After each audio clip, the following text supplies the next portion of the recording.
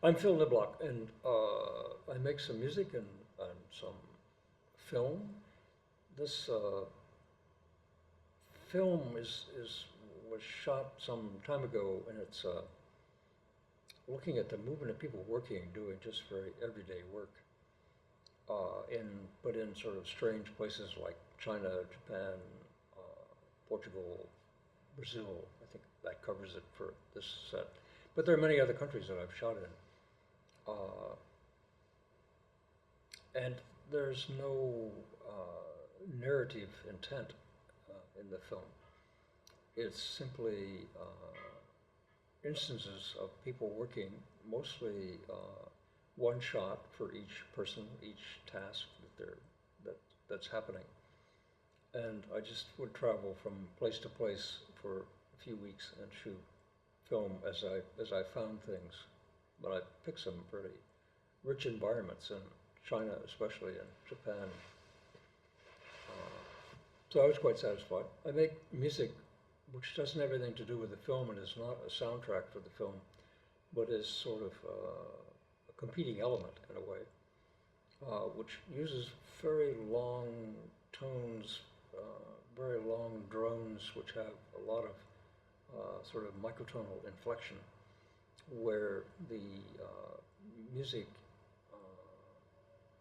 uses tones that are very close together in pitch and very thick clusters of them, so as many as 32 different tones at the same time, all of which are interacting with each other because they are slightly off in pitch, so that makes both a general interaction with the fundamental, but also since I work with instrument sounds, and those are quite rich in overtones, so all those overtones are also interacting with each other. And that's essentially it. It sounds a little serious, but sometimes it's sort of fun. They're performed best in a large space, a large hall. This is a very good situation here at the Sage Gateshead. Churches are also very good. And the idea is more that the music is shaped by the acoustics of the space, so it's very acoustical kind of phenomenon. And I normally show 2 or 3 films at the same time on large screens. So the idea is that you don't look at the film as a single film, as watching TV or going to the movies, but there are 2 or 3 different things happening in the space at the same time, as well as the music. And some people, it's interesting to watch and see how people react, because some people sit and they close their eyes and they listen to the music, and other people open their eyes and they seem never to hear the sound. I mean, I describe frequently that what I'm interested in is people having different perceptions of what it's all about. And I think that's sort of what happens, that you might get as many stories about what was happening as there are people in the audience.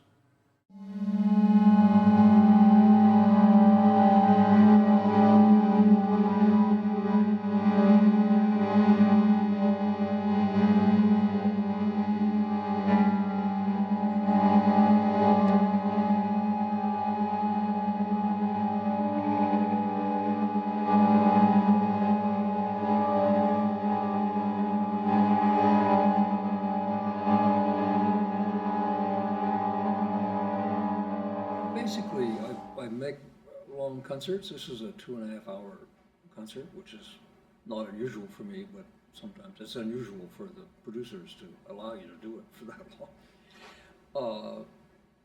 And it's very much because there's no meter. There's not any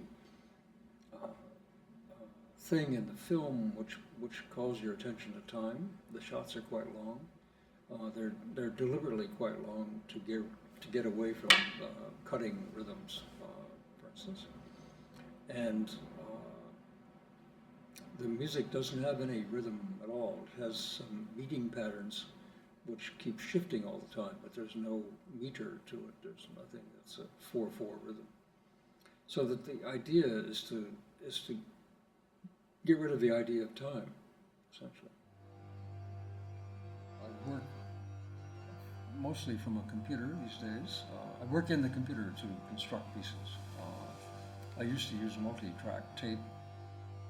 In fact, some of the pieces that we're playing are older pieces and were done on multi-track tape in the 70s even. So in this concert, there's a really great range of time periods that I've done pieces.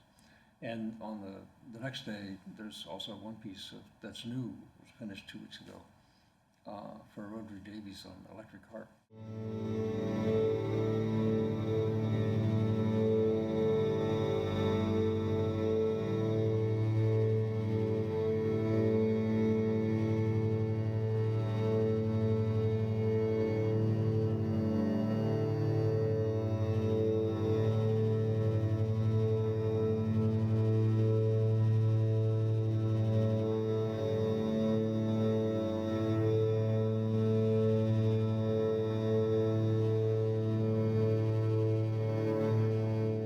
Stenger and Robert Poss are playing guitars, and Susan's also playing flute on one piece.